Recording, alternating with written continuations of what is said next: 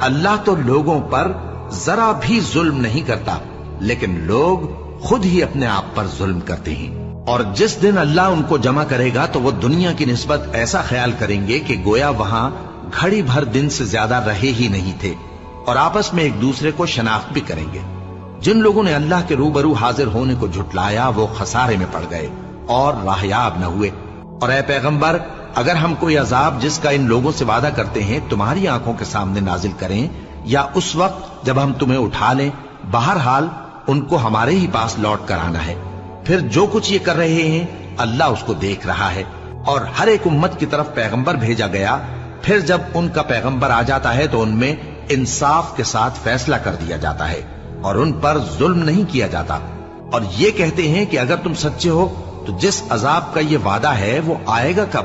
کہہ دو کہ میں تو اپنے نقصان اور فائدے کا بھی کچھ اختیار نہیں رکھتا۔